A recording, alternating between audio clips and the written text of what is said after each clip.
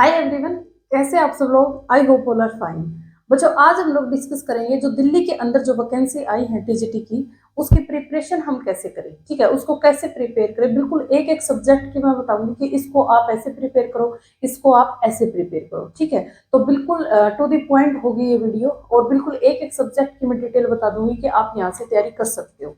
ठीक है, अब देखो DT+B 2024 टीजीटी नेचुरल साइंस, इसमें देखो आपको पता है कि 200 मार्क्स का हमारा पेपर होता है। ठीक है, 200 मार्क्स का हमारा पेपर होता है। पार्ट ए और पार्ट बी के अंदर हमारा पेपर बटा हुआ होता है। ठीक है, और पार्ट ए में हमारे 5 सब्जेक्ट पूछे जाते हैं, जिसमें से जनरल अवेयरनेस जीएस बोल सकते हो, जिसको हिंदी, इंग्लिश, मैथ और रीजनिंग। ठीक है, और जो पार्ट बी होता है उसमें आता है हमारा सब्जेक्ट प्लस सब्जेक्ट की पेडागोजी प्लस इसकी पेडागोजी। ठीक है, तो जो पार्ट ए होता है वो आता है हमारा 100 मार्क्स का, जिसको क्वालिफाइंग नेचर होता है इसका 40%। ठीक है, इसमें से आपको 40 मार्क्स लेने हैं, नहीं तो आपका पार्ट भी चेक नहीं होएगा।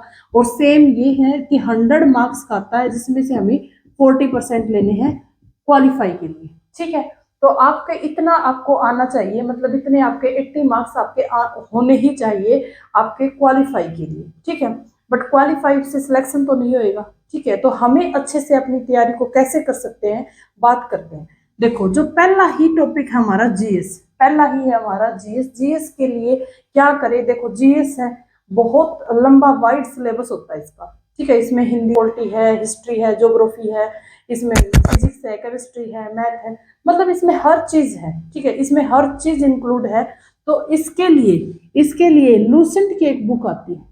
ठीक है, लूसेंट की बुक आती है जीएस के लिए, जो आपकी तैयारी को अच्छी करवा सकती है। ठीक है, इसमें एक लूसेंट की बुक आती है जो आपकी तैयारी को बिल्कुल अच्छे से करवा सकती है। तो यहाँ से आप क्या लोगे, एक लूसेंट की बुक लोगे। यहाँ से आप लूसेंट की बुक लोगे और 1 बाय 1 अपनी तैयारी को स्टार्ट कर दोगे। ठीक है, सेकंड है बच्चों हमारा मैथ। सेकंड हमारा मैथ। मैथ बिल्कुल नॉर्मल बेसिक मैथ आता है। ठीक है, बिल्कुल बेसिक मैथ आता है। तो यहाँ से अगर मैं आपको बुक बताऊं तो राकेश यादव सर की बुक है। ठीक है, राकेश यादव सर की बुक है मैथ की स्पेशल। तो बिल्कुल नॉर्मल मैथ आता है, परसेंटेज वगैरह, लॉस प्रॉफिट, आप वहां से आसानी से कर सकते हो। ठीक है, तो यहाँ से राकेश यादव सर की आप बुक से आसानी से प्रिपेयर कर सकते हो। थर्ड हमारा इंग्लिश। ठीक है, थर्ड है हमारा इंग्लिश। इंग्लिश की नीतू सिंह की वॉल्यूम 1, नीतू सिंह मैम की वॉल्यूम 1 बुक ले लेना। इंग्लिश हमारी इतनी हाई लेवल तक नहीं जाती कि एसएससी लेवल तक की जाती है, उससे आपका कंप्लीट कवर हो जाएगा। ठीक है, जिसको सेल्फ स्टडी की आदत है, अब 1 घंटा एक वीडियो देख रहे हो और 1 घंटा आप सेल्फ स्टडी पे लगा रहे हो, तो बहुत ज्यादा कंटेंट कर जाते हो 1 घंटे में। ठीक है, वीडियो से आपको सिर्फ फिक्स, क्योंकि वीडियो में और सारी बातें भी हो जाती है। ठीक है, तो आप सेल्फ स्टडी करो। नीतू सिंह की वॉल्यूम 1 यहाँ से बुक खरीदनी है आपको। ठीक है, ये दोनों सब्जेक्ट आपके बहुत ही इजी है। ठीक है, स्कोरिंग है, दोनों ही आपके इजी है, स्कोरिंग है। इसके लिए एक यूट्यूब चैनल है। ठीक है, MS नोट्स के नाम से है, शुक्ला सर है कोई, तो उनसे आप हिंदी की आसानी से, बिल्कुल छोटी छोटी वीडियो है, आसानी से तैयार कर सकते हो अपनी हिंदी को। ठीक है, तो यहाँ से आप यूट्यूब चैनल से मदद ले सकते हो, बट इसके लिए भी आपको एक बुक ले आना जो कॉम्पिटिटिव एग्जाम की, जहां से सारे क्वेश्चन आपके कवर हो जाए, जितने भी आज तक के आए हुए क्वेश्चन हैं आप वो सारे प्रैक्टिस करना यहाँ पे, तो आपकी ये हिंदी कंप्लीट हो जाएगी। सेम रीजनिंग के लिए है। ठीक है, रीजनिंग के लिए यूट्यूब पे काफी टीचर है। रीजनिंग आपको सिर्फ, रीजनिंग जो बेहतर होती है वो मॉक लगाने से बढ़िया होती है। ठीक है, जितने मॉक लगाओगे उतनी ही रीजनिंग बढ़िया होती जाएगी।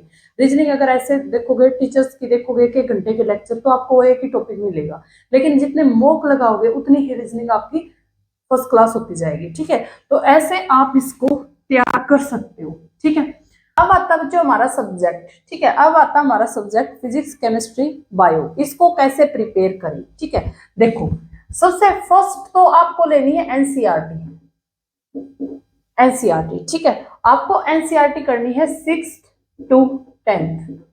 पहली बार 6th to 10th एनसीईआरटी आपको अच्छे से करनी है। ठीक है, अब इसमें आप जैसे टॉपिक देखोगे, जैसे ग्रेविटेशन देखा आपने 9th क्लास में, ग्रेविटेशन है, तो सेम टॉपिक आपका 11th के अंदर है ग्रेविटेशन। ठीक है, आपका सेल टॉपिक है, सेल आगे भी मिलेगा आपको, जितने भी आपको सिस्टम है, डाइजेस्टिव सिस्टम है, रेस्पिरेटरी सिस्टम, ये आगे भी मिलेंगे आपको। ठीक है, तो जो जो टॉपिक आपके 9th and 10th के अंदर, जो आपके यहाँ पर 9th और 10th के अंदर है और वही टॉपिक आपके 11th और 12th में, तो उनको आप अच्छे से करोगे। बस 11th और 12th में क्या करना है, इतना ज्यादा तो वैसे भी कोई भी नहीं कर पाता कि आप तीनों ही सब्जेक्ट को बिल्कुल अच्छे से कर दो। 6 to 10th की एनसीईआरटी भी कर दो और 11th और 12th भी कर दो, इतना तो कोई नहीं कर पाता।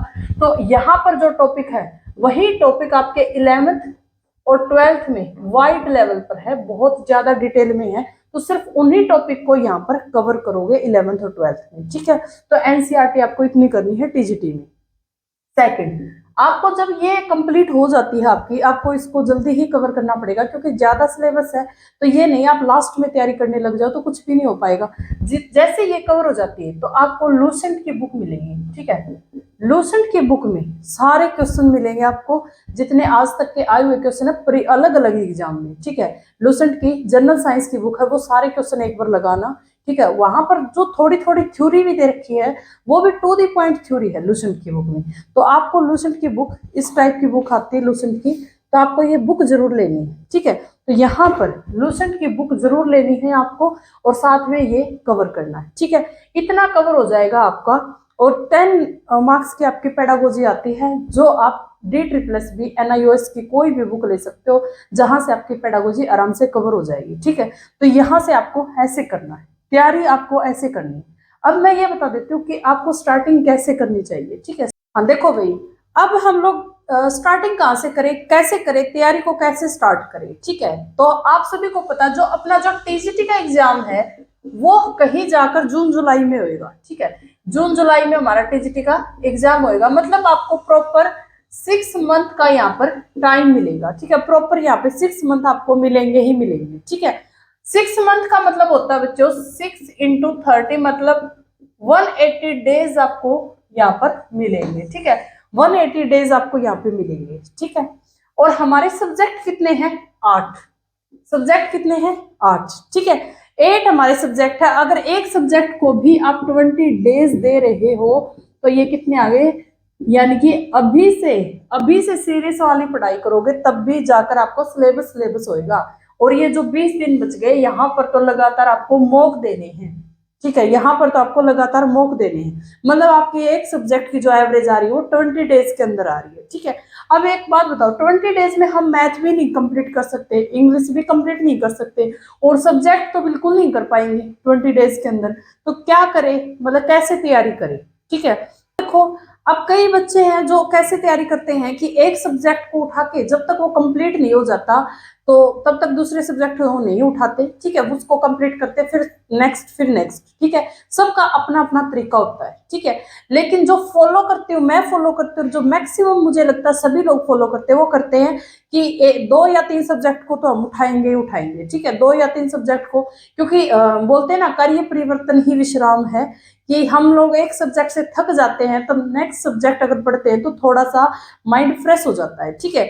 तो यहाँ पर देखो, स्टार्टिंग में अगर मैं बता देती हूँ, अभी टाइम है हमारे पास, तो सबसे मुश्किल मुझे लगता है, जो सबसे मुश्किल जो बच्चों को भी लगता होगा, सबसे मुश्किल एक सब्जेक्ट को उठाओ, ठीक है। सबसे मुश्किल सब्जेक्ट को उठाओ जनरल पार्ट से, सबसे मुश्किल जो आपको लगता है, क्योंकि अभी हमारे पास टाइम है, अभी हम आराम से उसको कर सकते हैं। तो यहाँ पर फॉर एग्जाम्पल मैंने मैथ को उठा लिया, हर रोज मुझे मैथ को 2 से 3 घंटे पढ़ना है, ठीक है। हर रोज मुझे मैथ को 2 से 3 घंटे पढ़ना है।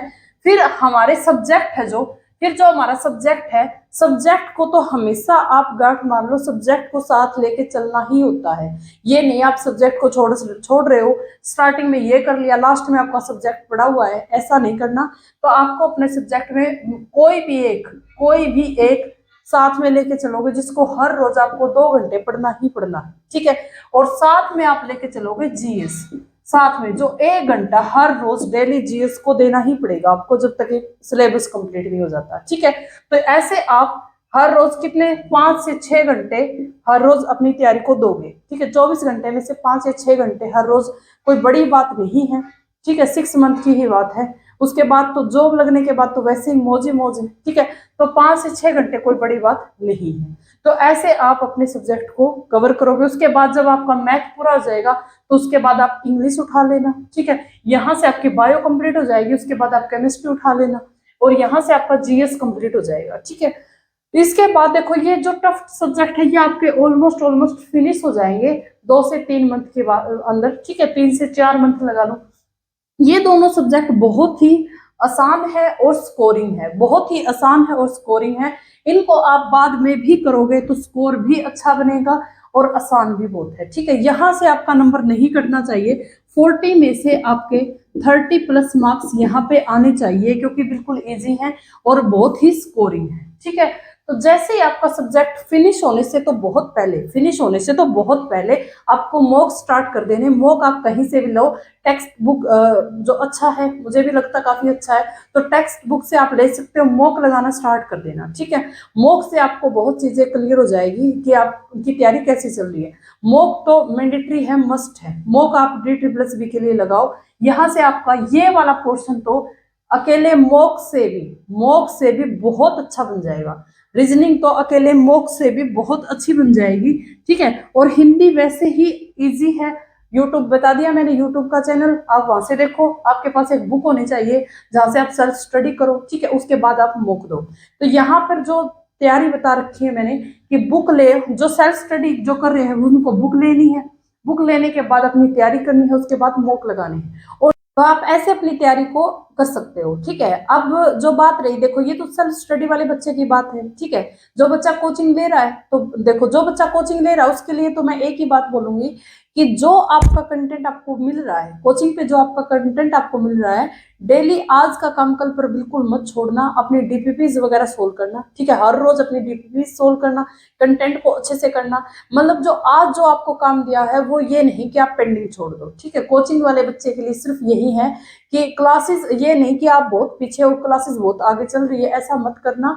अगर आप प्रॉपर कोचिंग ले रहे हो तो बिल्कुल टीचर्स के साथ साथ चलना, ठीक है। और या फिर कोई बच्चा ऐसा जो यूट्यूब से वीडियो देख रहा है, तो भी मैं यही बोलूंगी कि अगर आप यूट्यूब से वीडियो देख रहे हो तब भी आप अपनी जो क्लासेस है उसको कंप्लीट करो, उसके बाद आप अपने क्वेश्चंस प्रैक्टिस करो, ठीक है। तो आज के लिए इतना ही, थैंक यू सो मच।